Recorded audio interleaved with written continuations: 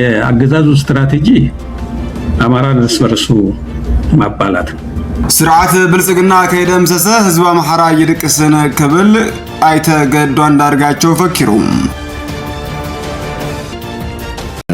መሬት ነክሰው ያዙ መሬት ላይ ባላቸው ቁጥጥር ላይ ተመስርተው አዛዥ ናዛዥ መሆን የሚፈልጉ ሰዎች በየደረጃው ማየታችን አልቀረም ነበር። ፕሬዝዳንት እግዚአብሔር መምሐዳር ትግራይ አይተ ጌታቸው ረዳ አሜሪካ አትዩ ሰላምታና በዘለሁም ይብዛሁም ክብራትን ክብራንን እዚ ሮራ ሚዲያዩ ኖ ትኩስ ሐበሬታ ዛለት ከም ዝጽዕባ ዋሪድና አቅርናልኩም አለና ካብ መባእታ ክሳብ መወዳእታ ዝመደብ ሓቢርኩም ናኸጸንሑ ብኽብርን አድም ሰናይ ምክትታል ስርዓት ብልጽግና ከደምሰሰ ህዝብ አማራ ይድቅስን ክብል አይተ ገዱ አንዳርጋቸው ፈኪሩ በዚህ ጊዜ በአማራ ህዝብ ላይ በመደዳ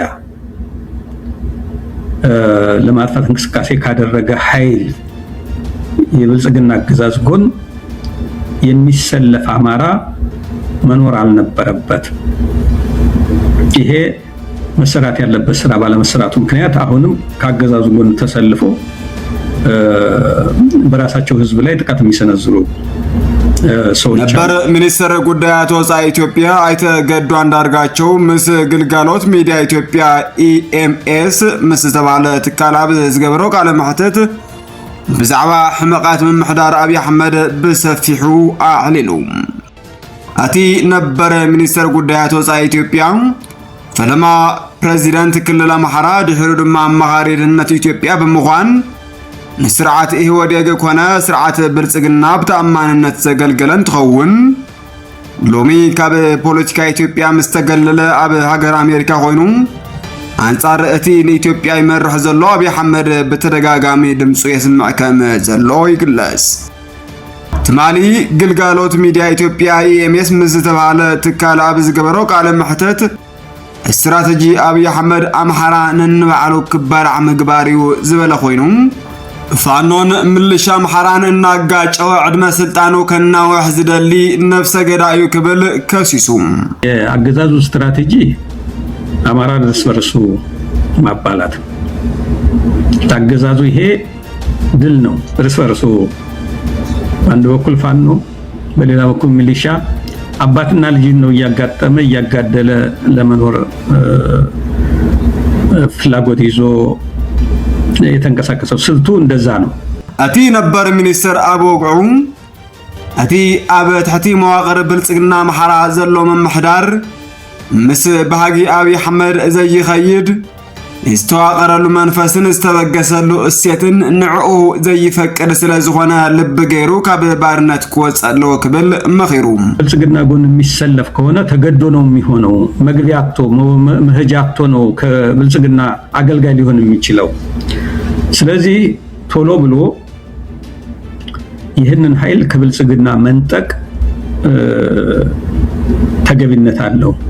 ብአርዑት ብልጽግና ተጸሚሩ ይግረድ ዘሎ መኸድስ ኢኖምበር አእምርኡ ፈቂድሉ መማለጽ ረኺቦ ይኮነን ነዚ ድማ ብህጹጽ ካብ ብልጽግና ክምንጠለለው ወይሉ እቲ ሚኒስተር አብ ቃለ መሕተቱም አብ መወዳእታም ሰራዊት ፋኖ ሎሚ ዘለዎ ቁመና ከም ዓመ ከም ዘይኮነም ኩሉ ፈታውን ጸላአን ክፈልጠልና ንደሊ ህዝብ አማራ ድማ ስርዓት ብልጽግና ከይደምሰሰ ክድቅስ ይኽልን ክብል ፈኪሩም ፋኖ የፋኖቹ የእድገት ደረጃ አንድ ያሳየን ነገር አለ። ምንም እንኳን አቅም ባይኖርህ የፋይናንስ አቅም ባይኖር የመሳሪያ የአየር ኃይል የምድር ኃይል የተለያየ አቅም ባይኖር እንኳን ህዝብ ከተቆጣ የፈለገውን ያህል አገዛዙ አቅም ይዞ ቢመጣ እንኳን ህዝብን ማሸነፍ እንደማይቻል አሳይተዋል። እኔ ይሄ ትልቅ ድምዳሜ ይመስለኛል። ባለፈው 3 ዓመት አገዛዙ የአማራን ህዝብ ለማንበርከክ አስቦ የለኮሰው እሳት በምንም መንገድ እንደማይጠፋ አገዛዙን ካላስወገደ በቀር እንዳይመለስ እያሳየን ያለው ከጊዜ ወደ ጊዜ እያየን ያለ ነው። ይሄንን ነው አሁን የሰሞኑን ቅድም የገለጽኩትን የጎጃሙን በምንመለከትበት ጊዜ የማይመጣጠኑ ኃይሎች ናቸው ባይን ስናያቸው፣ በተግባር ግን ማሸነፍ አልቻለም። በወሎ አካባቢ እየተከናወነ ያለው ሁኔታ ባለፈው ደቡብ ጎንደር አካባቢ ያለውን እንቅስቃሴ የነበረውን እንቅስቃሴ ስንመለከተው የፋኖ ኃይሎች አገዛዙን በአማራ ክልል አሸንፈውታል። አጠቃለው አልደመሰሱትም እንጂ አጠቃለው አላስወገዱትም እንጂ አሸንፈውታል። አሁን የፋኖ ኃይሎች ፖለቲካሊ ከተሸነፈ ኃይል ጋር ነው እየተዋጉ ያሉት። ሚሊታሪ ከተሸነፈ ኃይል ጋር ነው እየተዋጉ ያሉት። ጉዳዩ የሚቀረው የማጠናቀቁ ስራ ነው። የመጨረሻ ማሸነፍ ነው የሚቀራቸው ማለት ይቻላል። ልክ ነው። በውስጣቸው የነበረው ከአቅም በተጨማሪ ማለት ነው ከሪሶርሳቸው ውስን ከመሆኑ በተጨማሪ የውስጣቸው አንድነት ማጣት፣ የዲሲፕሊን ጋር የተያዙ ጉድለቶች፣ በሰርጎ ገቦች በብዛት የነበረባቸው መሆኑ፣ የልምድ እጥረት፣ የአመራር የልምድ እጥረት የመሳሰሉት ተደማምረው እስካሁን ድረስ በዚህ በህዝብ የተጠላ መንግስት እስካሁን ድረስ ጥርግርግ ብሎ መወገድ ነበረበት ከዛ ክልል። አሁንም በሰው ላይ ጉዳት እያደረሰ ያለበት ሁኔታ አለ።